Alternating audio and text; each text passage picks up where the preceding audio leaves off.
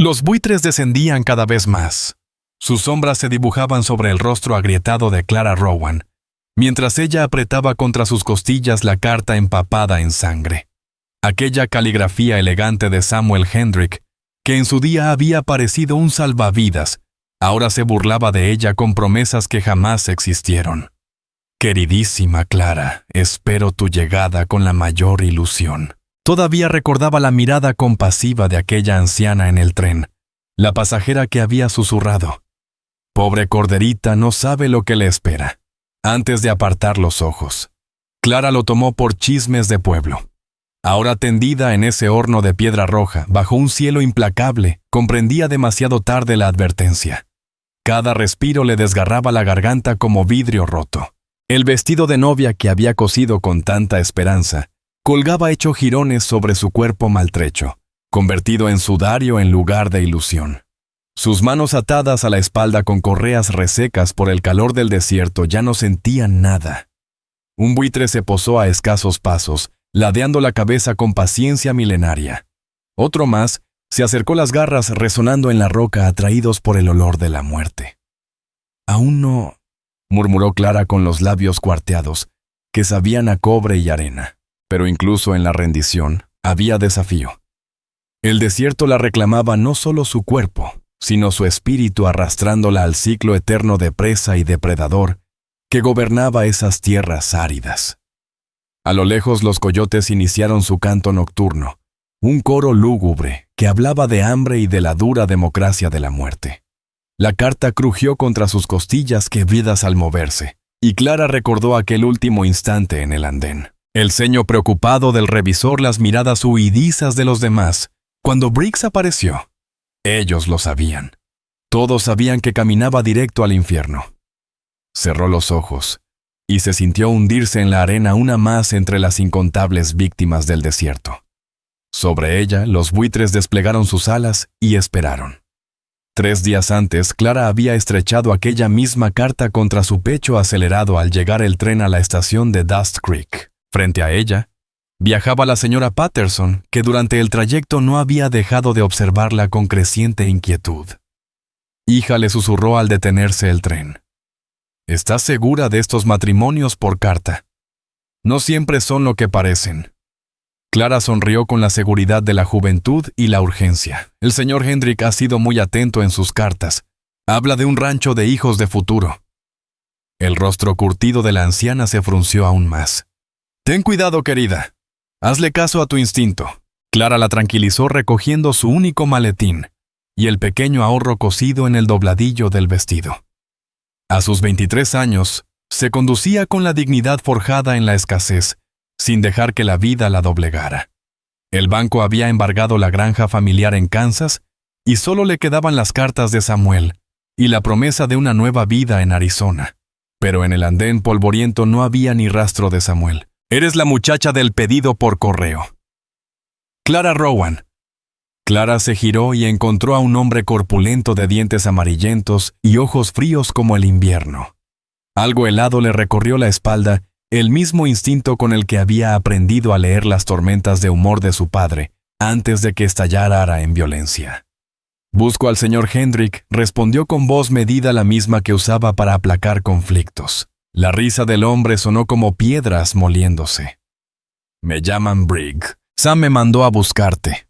Dice que el rancho está muy lejos, pero que muere de ganas por ver a su novia». La señora Patterson apareció junto a Clara, el gesto afilado por la sospecha. «Disculpe, señor, ¿no debería el señor Hendrick venir personalmente a un acontecimiento tan importante?» Briggs entrecerró los ojos. «¿Y usted sería otra pasajera entrometida?» «No se meta, vieja. Esta muchacha tiene asuntos que atender». Su mano se posó sobre el cinturón donde colgaba el revólver. La señora Patterson apretó el brazo de Clara. «Hija, deberías esperar enviar un telegrama, confirmar todo». «No será necesario», contestó Clara rápido, viendo la violencia arder en los ojos de Briggs. No quería que aquella mujer sufriera por ella. Seguro que el señor Hendrick está ocupado en el rancho. Sin embargo, mientras Briggs la guiaba hacia una carreta desvencijada, tirada por mulas famélicas, la advertencia de la anciana resonaba en su mente. Desde el andén, la señora Patterson observó cómo la carreta desaparecía en la esquina con la certeza amarga de haber presenciado el inicio de una tragedia. «Hábleme del señor Hendrick», dijo Clara al avanzar por las calles polvorientas. «Hace mucho que trabaja para él». Briggs rió con una mueca. El tiempo suficiente para saber lo que le gusta de una mujer. Tiene gustos muy particulares, Sam. Se alejaban del barrio decente y pasaban frente a cantinas donde mujeres pintarrajeadas llamaban a gritos a borrachos tambaleantes bajo el sol. La inquietud de Clara crecía con cada vuelta por esas calles miserables. «Señor Briggs, seguramente vamos mal. Un rancho debería estar fuera del pueblo. Sam también tiene negocios aquí. Negocios muy rentables, ya lo verás». Briggs mostró un diente de oro al sonreír. La carreta se detuvo frente a un edificio de 3 pisos con pintura descascarada y cortinas de terciopelo rojo. Un letrero torcido colgaba sobre la puerta, la rosa del desierto. Entretenimiento fino para caballeros distinguidos. La sangre de Clara se heló. Esto es un burdel. Muy lista. Bienvenida a tu nueva profesión, muñeca.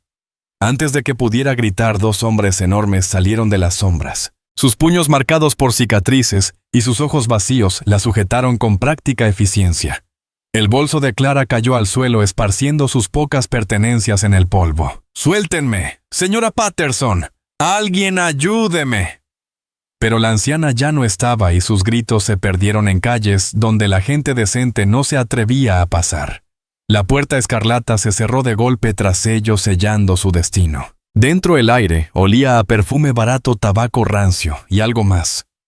Algo que hablaba de sueños rotos y almas en desgracia. Frente a ella apareció Madame Delacroix, una mujer cuya belleza había fermentado en fiereza depredadora. «Vaya, vaya», ronroneó rodeándola como buitre sobre carroña. Su vestido carmesí estirado sobre unas curvas cansadas, y sus ojos verdes fríos y calculadores revelaban la naturaleza de una cazadora nata. El último corderito de Samuel. «¿No eres adorable?».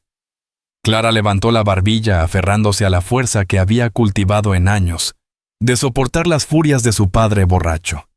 «Debe haber un error. Tengo las cartas del señor Hendrick y vamos a casarnos». La carcajada de Madame Delacroix atravesó el aire como un latigazo. «Ay, criatura, Samuel Hicks lleva 3 años muerto. Lo mataron de un tiro por una deuda de póker. Desde entonces uso su nombre para atraer dulzuras como tú». Las palabras golpearon a Clara como un puñetazo, pero se obligó a mantenerse en pie. Los años de desengaños la habían entrenado para soportar los golpes sin quebrarse. «Eso es fraude. Y secuestro. Te denunciaré al sheriff». «Al sheriff Connors». La sonrisa de Madame Delacroix mostró dientes como perlas amarillentas. «Cariño, él es de mis mejores clientes. Cada martes viene puntualmente por sus arreglos especiales». Chasqueó los dedos. «Muchachos, suban a la señorita Rowan y ayúdenla a comprender cuál es su nueva situación». La intuición de Clara, cultivada entre un padre violento y cobradores que nunca aceptaban un no, se encendió. Había aprendido a pelear sucio. Cuando los matones se acercaron, hundió la rodilla en la ingle de uno mientras arañaba los ojos del otro. Pero ellos eran profesionales. Y Clara apenas una campesina con más valor que destreza. La sujetaron antes de que alcanzara la puerta, arrastrándola con manos ásperas como mecates hacia una escalera estrecha. «Tengo dinero», jadeó Clara, la desesperación volviendo su voz aguda. «No mucho, pero puedo pagar». «Oh, claro que vas a pagar», respondió Madame Delacroix desde abajo. «Cada noche hasta que no sirvas más. Y luego discutiremos tu retiro definitivo». La arrojaron a un cuarto del tamaño de un armario con papel tapiz manchado y una lámpara de queroseno que lanzaba sombras temblorosas. Apenas había espacio para un catre y una palangana. Las paredes delgadas dejaban pasar los sonidos de las habitaciones vecinas, ruidos que le revolvían el estómago. Durante 3 días se negó a salir. Atrancó la puerta con la única silla y soportó las amenazas que retumbaban desde abajo. Le daban agua pero no comida y su estómago vacío se retorcía. Aún así, resistió aferrándose a esa terquedad que la había salvado tantas veces de su padre. La cuarta noche enviaron a un cliente un hombre obeso con aliento a whisky y violencia en sus ojos porcinos. Cuando derribó la barricada y entró a empujones, Clara estaba lista. Su padre había sido un borracho brutal, pero también un soldado. Entre trago y trago le había enseñado a pelear sin reglas, pero con eficacia. Agarró la lámpara de queroseno y la estrelló con toda su fuerza contra la sien del hombre. El vidrio se hizo trizas contra el hueso. El cliente cayó como árbol talado, un charco rojo extendiéndose bajo su cabeza. Por un instante Clara pensó que lo había matado. Luego escuchó su respiración pesada y sintió alivio mezclado con decepción. Pasos retumbaron en la escalera. Clara, con las manos manchadas de sangre, esperó sabiendo que ese instante decidiría su destino. Cuando Madame de Laca irrumpió, su rostro era puro rencor. Alimaña. Eso es una semana de ingresos tirados a la basura y el doctor Miller no cura gratis. Mejor, respondió Clara con una voz firme que la sorprendió. Quizá la próxima lo pienses 2 veces. El bofetón la derribó en estrellas de dolor. El sabor metálico de la sangre llenó su boca y en su interior algo cambió, no se quebraba, se volvía más duro, más filoso. ¿Quieres pelear?, gruñó Madame. Bien, muchachos, sáquenla más allá de la espina del diablo y déjenla para los sopilotes. Si no trabaja, no vale la pena mantenerla viva. Ataron sus manos con correas secas y la arrastraron hasta un callejón donde Briggs los esperaba con una carreta tirada por un buey viejo y lleno de cicatrices. El armatoste se tambaleaba sobre ejes torcidos. Con esto basta, escupió Briggs, tabaco en la tierra. El desierto acabará lo que empezamos. Mientras la subían, Clara alcanzó a ver rostros tras las ventanas del burdel. Mujeres de mirada vacía, acostumbradas a que resistirse solo trajera más dolor. Una de ellas le susurró con los labios perdón antes de esconderse tras las cortinas apolilladas. Pero Clara no sentía arrepentimiento. La carreta avanzó bajo la noche desértica hacia una muerte casi segura. Y aún así una chispa de rebeldía seguía encendida en su pecho. Había enfrentado a su padre a la pobreza, al banco que les arrebató la granja. Ahora enfrentaría al propio desierto si era necesario.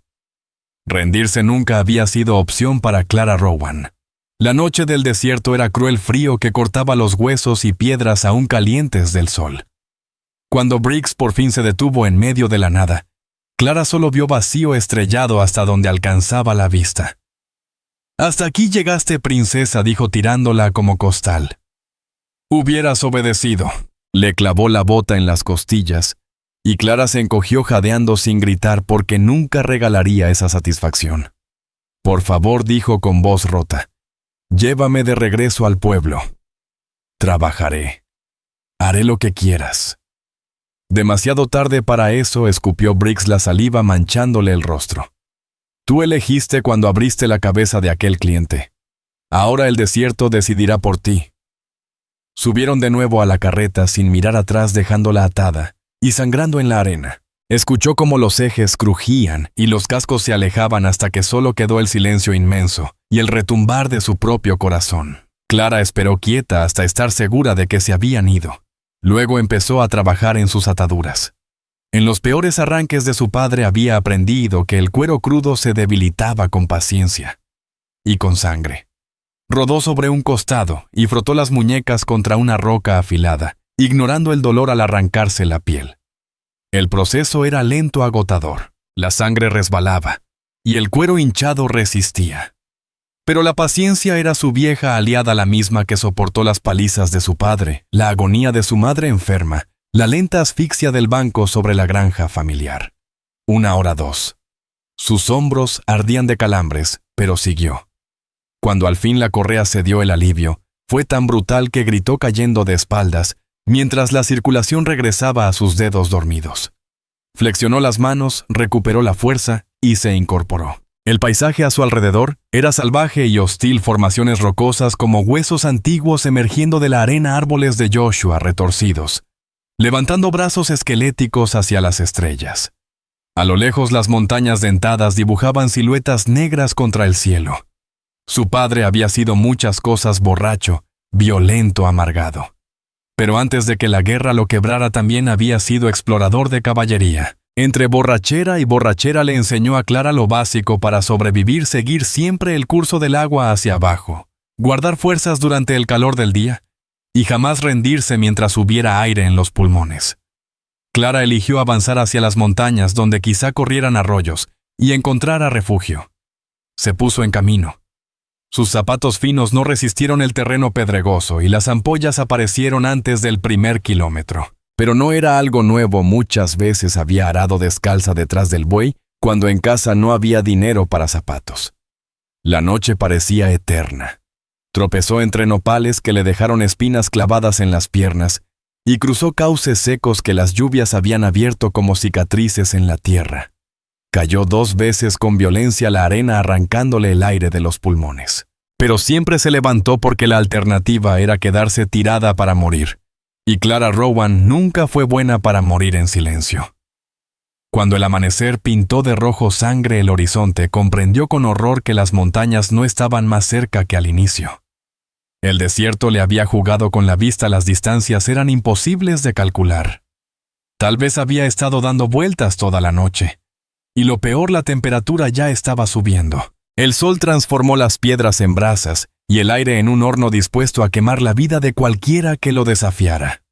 Clara halló una roca que apenas daba sombra y se derrumbó tras ella, temblando de agotamiento y sintiendo por primera vez un miedo real. El desierto era inmenso y ella no era más que un ser herido intentando cruzar un océano de arena y piedra. Cuando el sol trepó más alto, su refugio se volvió un horno. El calor del propio peñasco le atravesaba la espalda. Sus labios se cuartearon y al intentar tragar descubrió que su garganta se había cerrado. Al mediodía, la fiebre y el delirio se apoderaron de ella. Vio el rostro de su madre en el espejismo del calor, escuchó la voz de su padre llamándola en los trigales de Kansas, vendidos para saldar deudas. El desierto se volvió un mar ardiente y ella se hundía en olas de fuego líquido. «Sigue caminando», murmuró entre labios resecos como cuero viejo. Pero al intentar ponerse de pie, las piernas cedieron. Gateó entonces, arrastrándose de roca en roca, dejando tras de sí un rastro de sangre de rodillas y palmas destrozadas. El paisaje se repetía sin fin: piedras rojas, matorrales espinosos y promesas de agua que nunca llegaban. Hacia la tarde vio algo que hizo brincar su corazón: una mancha verde en el horizonte. Donde había plantas, podía haber agua. Se arrastró hasta ella con lo último de su fuerza. Pero lo que encontró fue un charco muerto reseco desde hacía años. Unos álamos secos blancos como huesos alzaban ramas al cielo como brazos moribundos. El barro cuarteado estaba cubierto de huesos de vacas, caballos y otras criaturas que Clara prefirió no reconocer. Se desplomó al borde del agujero y lloró lágrimas que ya no podía permitirse. Comprendió al fin la magnitud de su destino: no se trataba de sobrevivir una noche, sino de morir sola, sus huesos blanqueados bajo el sol implacable. Un recordatorio más de lo que el desierto hacía con los necios. Cuando oscureció, escuchó los aullidos de coyotes atravesando la nada. Su canto ancestral era cruel y hermoso como la misma tierra. La manada la halló entrada la noche. Oyó sus pasos suaves sobre la arena, vio los ojos amarillos brillando a la luz de las estrellas. La rodearon con cautela. Ella podía oler su almizcle salvaje, sentir su hambre paciente. «Vamos, no pelearé», susurró con voz rota. Pero los coyotes eran cazadores curtidos. Se echaron a pie a esperar, seguros de que la presa ya estaba vencida. Clara entraba y salía de la conciencia, cada vez respirando más débil, mientras la paciencia eterna del desierto le drenaba lo poco que le quedaba de fuerza. El amanecer la golpeó como un mazazo. Abrió los ojos y vio sopilotes posados en los álamos muertos negros contra el cielo que clareaba. Los coyotes se habían ido con la noche, pero sus huellas alrededor de ella confirmaban que la muerte la había rondado y decidido postergar su visita. Entonces el crujido de ruedas de madera cortó sus delirios como voz celestial. Al principio creyó que era otra alucinación, un rescate inventado por su mente febril. Pero la conciencia emergió: aquel sonido era demasiado constante, demasiado real. No era la carreta de la muerte de Briggs, era otra cosa. Entre párpados hinchados, vio lo imposible: un hombre caminando junto a un enorme buey, guiándolo con calma absoluta, a través del yermo. A medida que se acercaba a su mente abrasada, intentaba entender la visión. Era alto y delgado, la piel bronceada reflejando sangre mezclada blanca e indígena, unidas en facciones que no pertenecían del todo a un mundo ni al otro. Su cabello negro caía en 2 trenzas adornadas con huesecillos y cuentas de turquesa. Vestía pantalones de gamuza y una camisa de algodón desteñida por sol y tiempo. Un sombrero de ala ancha le cubría un rostro anguloso, fuerte y triste a la vez. El buey era imponente a pesar de sus cicatrices, un animal hecho para resistir más que para correr, con hombros capaces de arrastrar la carreta cargada por tierras que matarían a otros animales. El vehículo mismo era una obra maestra de ingeniería de frontera, hecho para durar, no para la comodidad. «Tocala», dijo el hombre al buey con voz como trueno lejano. El animal se detuvo de inmediato. Clara intentó hablar, pedir ayuda, pero solo salió de su garganta un silbido roto parecido a una plegaria o a una maldición. El hombre giró la cabeza hacia ella, y Clara vio unos ojos oscuros como tormenta de invierno, pero llenos de una dulzura que parecía imposible en un lugar tan despiadado. Se acercó a su escondite con pasos medidos, sus mocasines no hicieron ruido sobre la roca. Al arrodillarse junto a ella, Clara percibió el olor a humo de salvia y cuero limpio, un aliento de viento, cielo y tierras indómitas, donde las leyes de los blancos no tenían poder. «Madre de Dios», murmuró en español, y luego cambió a un inglés marcado por acento. «¿Qué clase de animales te hicieron esto?». Sus manos flotaban sobre el cuerpo destrozado de Clara sin tocarla, evaluando con la mirada de alguien que ya había visto demasiado dolor. Clara quiso responder, pero su voz era apenas un susurro como viento entre piedras quebradas. «Despacio, Erina», dijo él con una voz suave como agua corriendo sobre guijarros. «Voy a sacarte de aquí, pero moverte te dolerá». «¿Me entiendes?». Clara apenas logró asentir. El hombre la levantó con infinita delicadeza, como si no pesara nada. El movimiento le arrancó relámpagos de dolor en cada nervio, pero se mordió el grito y se dejó caer inerte en sus brazos. La llevó hasta la carreta y la acomodó en el fondo, cubriéndola con gruesas pieles de búfalo que amortiguaron su cuerpo roto. El cuero olía a humo de leña y a libertad más reconfortante que cualquier perfume. Le dio agua de una bota de piel, primero gotas en los labios, hasta que logró tragar sin ahogarse. «Me llamo Tocala Oso de Pie», dijo mientras trabajaba. «Soy comanche, pero negocio en ambos mundos. Venía llevando provisiones a mi gente cuando vi a los buitres». Clara logró susurrar. «Clara Rowan». «Pues Clara Rowan, eres la mujer más afortunada de todo el territorio de Arizona. O la más desdichada, según lo quieras ver». Su voz cargaba la dureza de quien ha visto lo peor de los hombres. El desierto no suele devolver lo que se lleva. Mientras la carreta retomaba su marcha constante por aquel páramo, Clara lo observaba de perfil. Había algo extraño en él, la calidad de su ropa aunque gastada, y la inteligencia cautelosa de su mirada, que revelaban profundidades imposibles de adivinar. «¿A dónde me llevas?», preguntó cuando recuperó un poco de fuerza. Tocala guardó silencio largo rato con los ojos fijos en el horizonte. «Con mi gente. Mi madre conoce medicina, puede sanar heridas que los doctores blancos ni entienden». Luego la miró y Clara alcanzó a ver un destello de temor en su rostro. «Pero mi pueblo no guarda amor por los blancos. Habrá quienes digan que debí dejarte a los opilotes. Otros creerán que eres mala medicina, una maldición que atraerá soldados sobre nosotros». El corazón de Clara se hundió, pero preguntó lo único que importaba. «Entonces, ¿por qué salvarme?». Las manos de Tocala se apretaron en la rienda del buey. Su voz salió cargada de un dolor viejo y de culpa reciente. «Porque hace 3 años, mi hermana Ayana fue raptada por esclavistas blancos, vendida a hombres, que la trataron peor que a un animal. Cuando seguimos su rastro, ya era demasiado tarde. Quizá siga viva, quizá no. Tal vez ayudándote los espíritus se apiaden de ella». Las palabras lo envolvían a él en una sombra de tristeza, y a Clara también. Ella no era rescatada por sí misma, sino como pago por una deuda de sangre.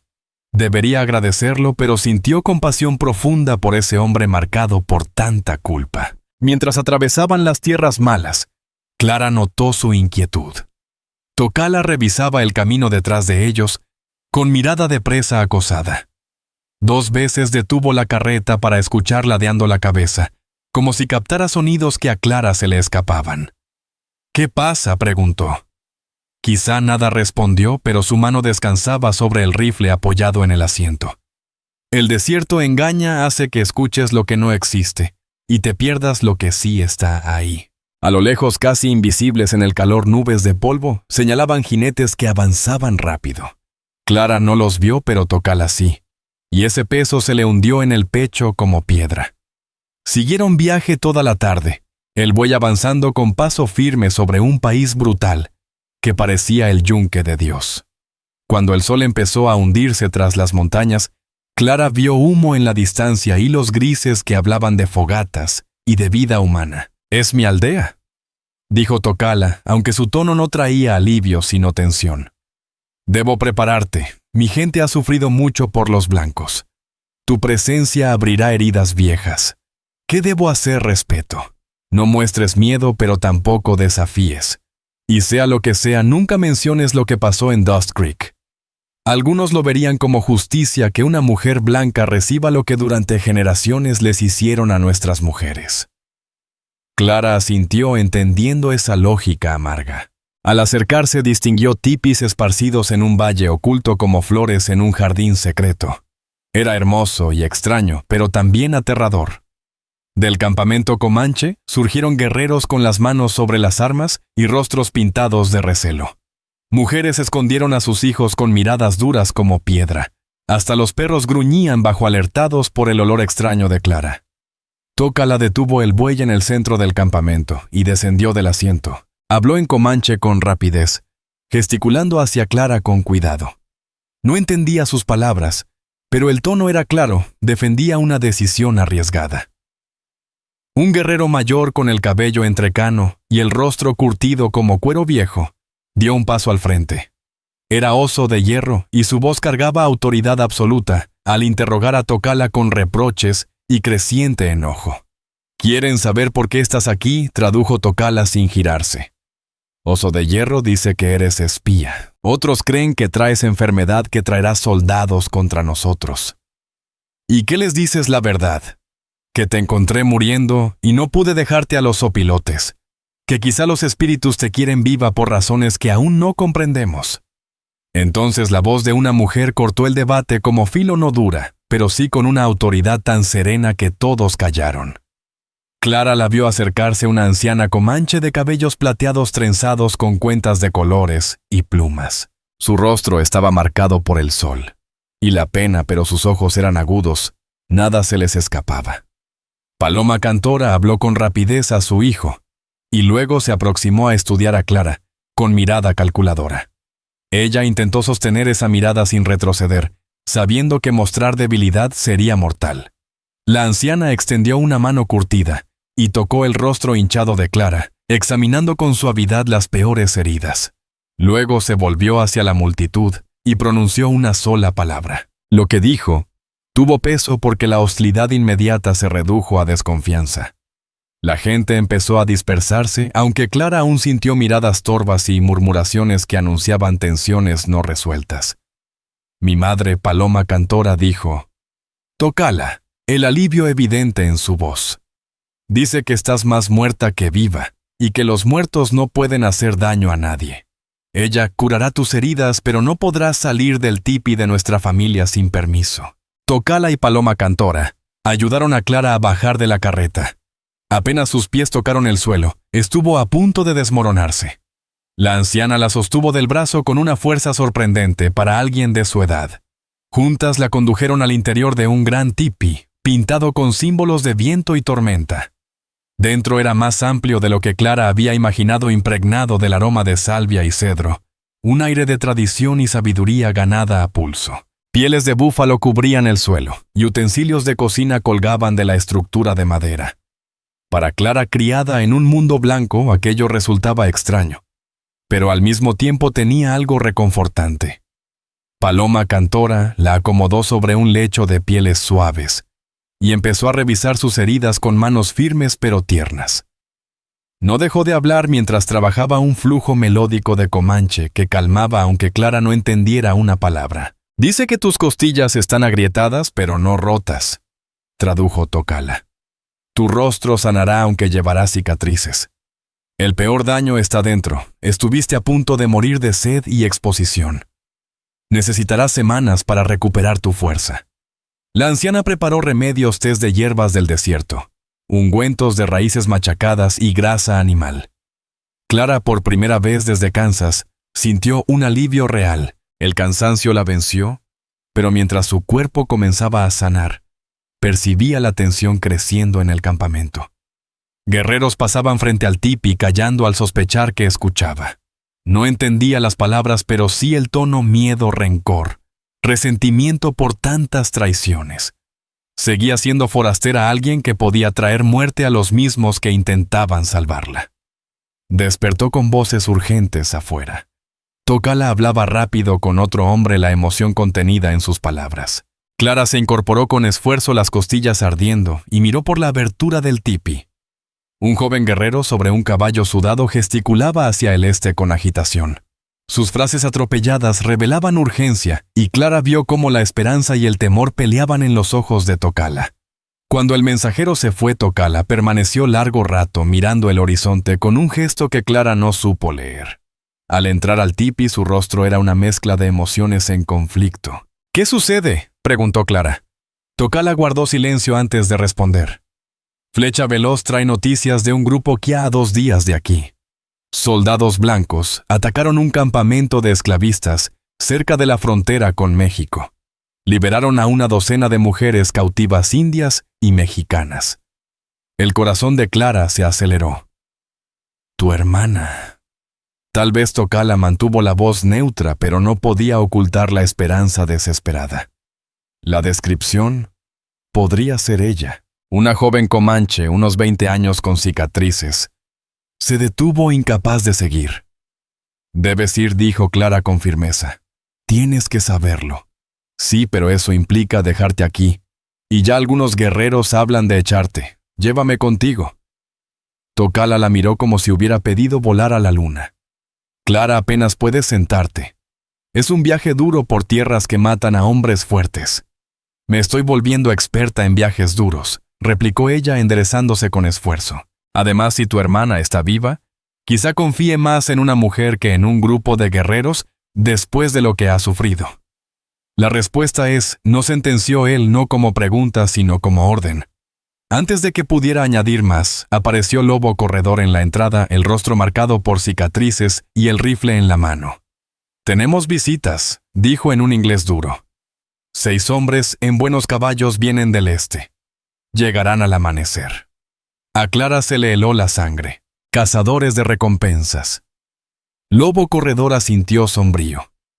Han estado preguntando en los puestos de intercambio, ofreciendo dinero por información sobre una mujer blanca que viaja con indios. «¿Cuánto tiempo?», preguntó Tocala. «Si salimos esta noche, quizá los dejemos atrás, pero la mujer...» Sus ojos se desviaron hacia Clara. «Ella nos retrasará. Podría matarnos a todos». Junto a él apareció Cuervo de Piedra joven, pero con expresión endurecida. A diferencia del pesimismo práctico del Lobo Corredor, habló con aceptación filosófica. «El desierto decidirá. Si está destinada a vivir, hallará la fuerza. Si no...» Se encogió de hombros. «Los espíritus tienen sus planes». Paloma Cantora intervino desde donde molía maíz junto al fuego, su voz con la autoridad de la sabiduría materna. «Llévenla», dijo en un inglés pausado. «Mujer que lucha contra el desierto y sobrevive, esa mujer tiene medicina fuerte. Y si mi hija aún respira». Su voz se quebró un instante. «Si Ayana vive, necesitará saber que no todos los blancos son enemigos». Tocala miró a su madre, y luego a Clara, atrapado entre la esperanza y la cautela. «Si hacemos esto será a mi manera. Obedecerás cada orden sin discutir. Y si el camino se pone duro...» «Seguiré», lo interrumpió Clara. «Más te vale, porque no sacrificaré a mis hombres por alguien que no pueda cargar con su propio peso». Al preparar la partida, empacando provisiones y ensillando caballos en la oscuridad antes del alba, Lobo Corredor apartó a Tocala. Clara no oyó la conversación, pero sí notó cómo el guerrero la miraba de reojo, y cómo su mano buscaba el arma cuando creía que nadie lo observaba. Algo no estaba bien, y mientras salían del valle bajo el manto de estrellas, Clara no pudo sacudirse la certeza de que el peligro hacia el que cabalgaban no era tan grande como la traición que quizá cabalgaba con ellos. Avanzaron con dureza por tierras hechas para destruir a cualquiera, barrancos que podían tragarse un caballo entero, mesetas que se alzaban como murallas de piedra, llanuras de sal donde el sol se reflejaba como espejos del infierno. Clara jamás había cabalgado tanto ni tan lejos. Para el segundo día permanecía en la silla únicamente gracias a la pura fuerza de voluntad, con el cuerpo clamando por un descanso que nunca llegaba. Pero Clara resistió, igualando a los guerreros milla tras milla, ganándose su respeto a regañadientes con cada hora de silencio sobre su dolor. Cuervo de Piedra cabalgaba a su lado, el rostro joven y serio, mientras vigilaba el horizonte. El desierto prueba a todos los que entran, dijo en un inglés esforzado. A algunos los quiebra, a otros los vuelve fuertes. ¿Cuál eres tú, mujer blanca? Estoy a punto de averiguarlo, contestó Clara, y vio en sus ojos oscuros un destello de aprobación. Lobo Corredor, sin embargo, permanecía distante, revisando la retaguardia con frecuencia creciente, su rostro marcado por cicatrices, cada vez más sombrío. Al detenerse a mediodía para dejar descansar a los caballos, volvió a apartar a Tocala para hablar en voz baja. Esta vez Clara alcanzó a oír fragmentos. No podremos escapar mucho más. Debimos dejarla. Mi familia. Esas últimas palabras helaron la sangre de Clara. Lobo Corredor tenía familia. Familia que podía ser usada como rehenes. Pensó en la red del juez Wade, en cómo la corrupción extendía sus tentáculos hasta el último rincón de la frontera. Esa noche, mientras acampaban entre las ruinas de una vieja misión española, Clara se decidió a enfrentarlo. «¿Tienen a tu familia, verdad?», le preguntó en voz baja, acercándose mientras él limpiaba su rifle. El guerrero se quedó inmóvil. Tras un silencio admitió: «Mi esposa, mis 2 hijas. Se las llevaron hace 3 días». El estómago de Clara se revolvió. «¿Qué quieren?». «A ti», respondió él con voz hueca, cargada de vergüenza. «Quieren saber dónde estás, hacia dónde vamos. Si no…». No pudo terminar. «¿Por qué no se lo dijiste a Tocala? Porque él intentaría salvarlas. Daría la vida por gente que ni conoce». Sus ojos se clavaron en los de Clara con un cálculo terrible. 1 vida por 3. Es aritmética simple. No replicó Clara con firmeza. No lo es. Antes de que respondiera Tocala, emergió de la oscuridad moviéndose con la gracia silenciosa de un cazador nato. El momento se tensó como un arco a punto de soltar la flecha. La mano del Lobo Corredor se deslizó hacia su arma, pero Clara habló primero. «Aún no es tarde para salvarlos a todos». «¿Dónde tienen a tu familia, Clara?», advirtió Tocala, percibiendo la tensión sin comprenderla. «Díselo», insistió ella. «Cuéntale lo de tu familia, la decisión imposible que te obligaron a tomar. Porque si no lo haces, tú lo haré yo». El rostro del Lobo Corredor se quebró. Con voz rota confesó todo el secuestro, las amenazas, el dilema entre traicionar a sus compañeros o perder a sus seres queridos. Cuervo de Piedra escuchó en silencio y al final habló con su franqueza habitual. «Entonces la trampa se cierra sobre todos». No necesariamente, intervino Clara. «¿Dónde debías entregarme? Un campamento minero abandonado mediodía al sur de Fuerte Mitchell», admitió. «Pero Clara, son demasiados. Aunque pudiéramos rescatar a mi familia». «No los rescatamos», lo interrumpió ella. «Los salvamos y destruimos a quienes los tienen. Pero primero debemos encontrar a tu hermana Tocala, porque sospecho que ella tiene la clave para derribar toda esta red». Llegaron al Fuerte Mitchell al amanecer, los caballos empapados en sudor y temblando por el ritmo implacable. El puesto militar se extendía sobre una meseta como una corona de madera, sus edificios gastados, rodeados de altas empalizadas que hablaban de vigilancia constante contra un mundo hostil. El coronel Harrison, Los recibió en la puerta un soldado de carrera con cabello canoso y mirada endurecida por demasiada justicia fronteriza. Escuchó serio el relato de Tocala sobre la persecución. «Cazadores de recompensas, dices». Su expresión se endureció. «Hemos tenido reportes de bandas organizadas con papeles oficiales y respaldo corrupto». Sus ojos se posaron en Clara con interés profesional. «Tú eres la mujer que escapó de la rosa del desierto». La garganta de Clara se cerró. «Sabe de ese lugar más de lo que quisiera.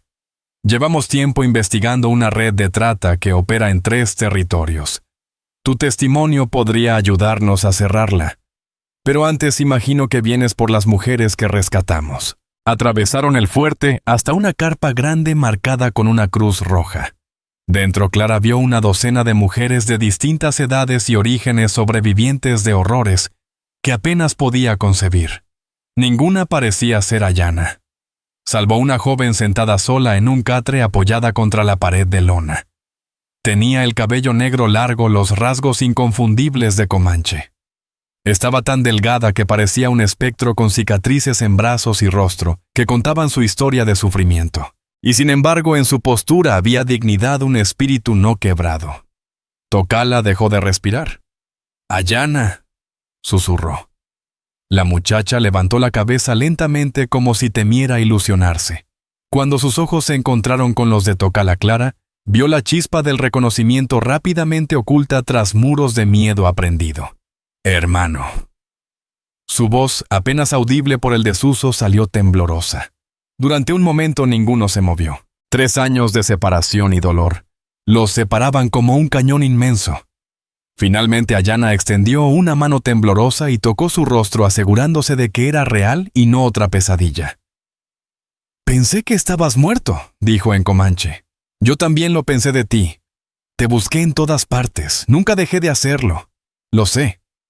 Los ojos de Ayanna pasaron por encima del hombro de su hermano y se fijaron en Clara analizándola con desconfianza fatigada.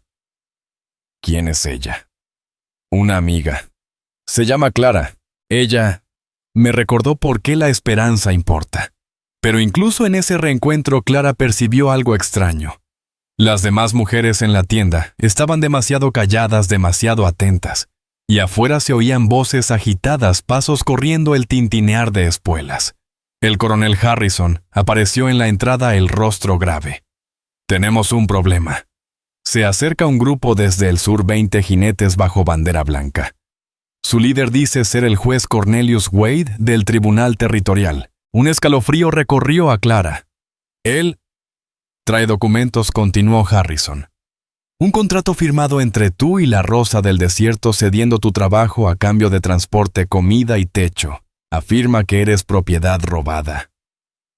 «Eso es mentira», exclamó Clara poniéndose en pie pese al dolor en las costillas. «Jamás firmé nada». «Lo sé. Pero Wade tiene la ley de su lado si los papeles parecen legítimos. No puedo retenerte legalmente». Lobo Corredor habló desde las sombras. «Mi familia...» «Están con él, ¿verdad? Los usan para forzar mi cooperación». Harrison asintió con gravedad. 3 mujeres y niños custodiados. Wade deja claro que cualquier intento de intervenir significará sus muertes. La mano de Tocala se movió hacia su arma. «Entonces peleamos. Contra un juez territorial con respaldo federal y 20 hombres armados. Eso no es pelea, hijo. Es suicidio». La mente de Clara giraba descartando planes imposibles. Entonces Ayanna habló, su voz baja pero cargada de un conocimiento terrible. «Conozco a ese hombre». «Al juez». Todas las miradas se volvieron hacia ella. El rostro de Ayanna se había puesto pálido, pero su voz se afirmó al continuar. «Él vino al campamento donde nos tenían cautivas. Bien vestido, con aire de importancia. Los guardias le temían. Las manos de Ayanna temblaban al hablar. Nos inspeccionaba como si fuéramos ganado, escogía qué muchachas se venderían y a dónde. Traía papeles, documentos legales que nos convertían en su propiedad». «¿Cómo era?», presionó Harrison. «Hombre blanco, mayor, cabello canoso, ropa cara. Usaba un anillo de oro con una piedra roja. Y tenía una cicatriz aquí. Se tocó la mejilla izquierda. De un cuchillo añadió: un recordatorio para cualquiera que se atreviera a desafiarlo. El corazón de Clara se aceleró. Es él. El juez Wade no solo es corrupto, él dirige toda la operación. Eso aún no basta para... alcanzó a decir Harrison, pero el estruendo de disparos lo interrumpió. El sonido del caos llenó el fuerte, soldados gritando, caballos relinchando, el crujido de rifles rebotando en los muros. No era un ataque coordinado, sino un desorden mortal, la señal de un plan que se desmoronaba. Al suelo, gritó Harrison, sacando su arma mientras los soldados corrían frente a la tienda. A través de la lona, Clara escuchaba la batalla, no descargas militares ordenadas, sino el tiroteo salvaje de hombres en pánico. Algún cazarrecompensas se había adelantado, harto de esperar. Una bala atravesó la pared de lona rozando la cabeza de Clara. Una de las mujeres rescatadas gritó, y en un instante todos se movían, soldados conduciendo a las prisioneras hacia refugios más seguros. Entre el estrépito, Clara quedó separada de Tocala. Se encontró contra la parte trasera de la tienda con Ayanna a su lado. La joven temblando, los ojos abiertos de terror, los recuerdos traumáticos golpeándola con fuerza. «Está bien», murmuró Clara tomándola de la mano.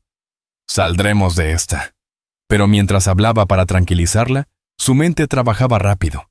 Wade estaba allí en persona, tenía demasiado que perder como para dejarla viva. No se trataba de un contrato, sino de eliminar al testigo que podía destruir todo su imperio criminal. La entrada del toldo se abrió de golpe, y un hombre con ropa polvorienta entró con un revólver Colt en la mano.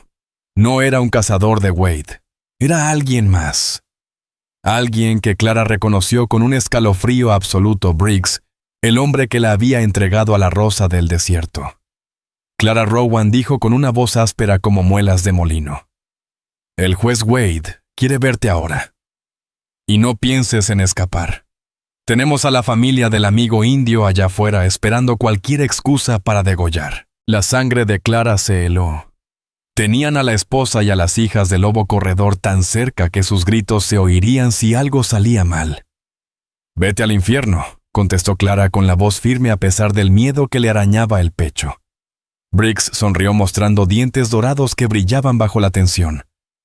«Esperaba que dijeras eso. Así podré divertirme contigo antes de acabar el trabajo». Alzó su arma, pero Ayanna se lanzó como una fiera gritando con voz de guerrera. Se abalanzó sobre Briggs, y ambos cayeron forcejeando por el revólver. Clara tomó una sierra de hueso de la mesa médica y la hundió en la mano del hombre. Briggs rugió cuando la hoja cortó tendones y el arma rodó por el suelo. «¡Corre!», gritó Ayanna, pero Clara ya se movía, no huyendo, sino avanzando hacia el peligro. Salió de la tienda en medio del caos. El fuerte estaba bajo asedio completo, los hombres de Wade, atacando desde 3 flancos, mientras los soldados resistían a duras penas. En el centro, Clara vio a la familia del lobo corredor, una mujer y 2 niñas refugiadas detrás de una carreta volcada, vigiladas por rifles enemigos. «¡Clara!». La voz de Tocala atravesó el estruendo. Estaba parapetado junto a la herrería, su rifle tronando contra destellos de pólvora en el crepúsculo. Pero Clara no buscaba rescate. Buscaba al juez Wade. Y lo encontró en el edificio principal del fuerte, atrincherado, dando órdenes desde una ventana alta como un general dirigiendo la batalla. La ironía no le pasó desapercibida. Otra vez entraba en la guarida de un enemigo que la quería muerta. Pero ya no era la campesina ingenua esperando ser salvada. Era una mujer forjada en el fuego del desierto, endurecida por la traición y alimentada por la rabia. Cruzó el patio en zigzag, esquivando balas y cascotes. Un jinete pasó rugiendo, disparando a soldados en retirada. Una bala le silbó al oído, quemándole la piel. La puerta principal estaba atrancada, pero Clara había aprendido cómo entrar en sitios prohibidos. Rodeó hasta la parte trasera y halló una ventana sin vigilancia. Un descuido fatal. Trepó y cayó dentro de una sala de suministros militares. Encima escuchaba voces Wade, dando órdenes, sus hombres respondiendo con brutalidad fría. Recordó las lecciones de su padre. Siempre conoce la posición del enemigo. Siempre ten salida. Y golpea primero cuando ya no haya lugar para el sigilo. Encontró una lámpara de queroseno y unos trapos.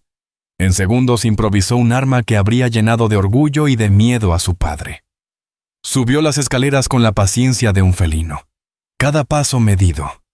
Arriba lo encontró Wade con 4 matones tipos endurecidos, observando la batalla con calma de asesinos. El juez era exactamente como Ayanna lo había descrito: cabello gris, ropa fina, anillo de oro con piedra roja, cicatriz en la mejilla. Pero fueron sus ojos los que contaron la verdad, fríos, calculadores, sin un gramo de compasión. Así que la famosa Clara Rowan viene a rendirse al fin, dijo Wade sin girarse. ¿Cómo supo que estaba aquí? Clara exigió. Wade sonrió con hielo. Querida, te sigo desde que dejaste la casa de mi amiga Delocua. ¿De veras pensaste que podías esconderte de mí para siempre? Clara levantó su artefacto incendiario, el pulgar sobre la rueda de la lámpara. Detén a tus hombres. Suelta a la familia del lobo corredor. La risa de Wade sonó como hielo resquebrajándose. ¿O qué? Nos quemas a todos, incluyéndote, si es necesario. No lo creo. Uno de sus hombres le sujetó la muñeca con fuerza brutal. Ves, querida, lo sé todo de ti.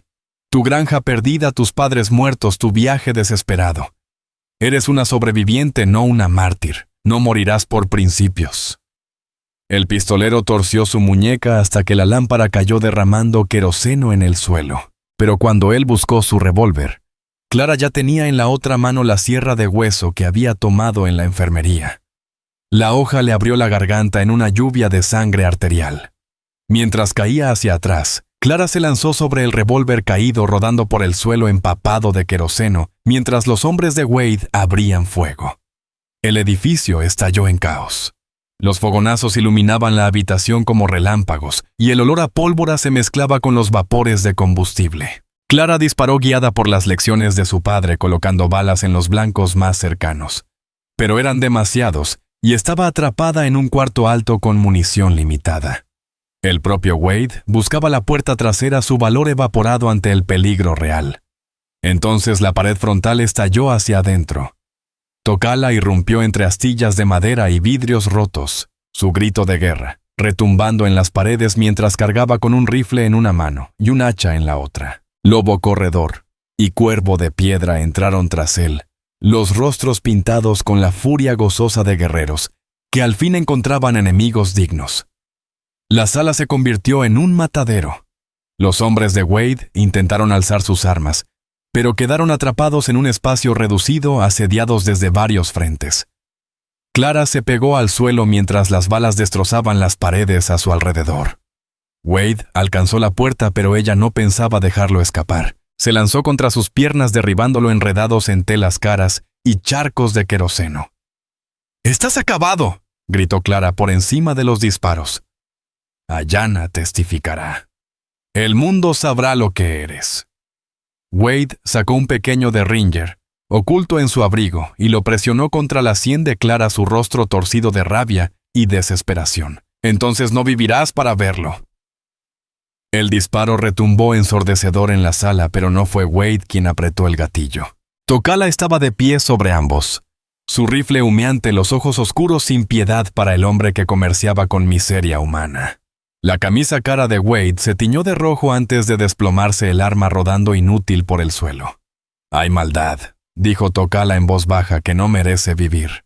La batalla por el fuerte Mitchell terminó con el amanecer, cuando los últimos hombres de Wade se rindieron o huyeron al desierto. Los que quedaron fueron sometidos por soldados que al fin tenían permiso de luchar contra la corrupción que había envenenado el territorio por años. Clara se quedó en las murallas del fuerte observando el sol pintar de oro y carmesí las montañas. Le dolían las costillas, las manos le temblaban del agotamiento. Pero estaba viva. Y lo más importante, la pesadilla iniciada con una carta falsa de un muerto, al fin llegaba a su fin. «Se acabó», dijo el coronel Harrison, acercándose con una cartera de cuero en las manos. «Encontramos los archivos personales de Wade, correspondencia con esclavistas en 3 territorios, libros de pagos a funcionarios corruptos, hasta manifiestos tratando a personas como ganado». «¿Qué ocurrirá ahora?», preguntó Clara. «Ahora desmantelamos toda la red. cada contacto, cada escondite, cada juez y sheriff comprado. El gobernador territorial ya emite órdenes de arresto. Para fin de mes, el tráfico de esclavos aquí será historia. Lobo Corredor apareció con el brazo rodeando a su esposa.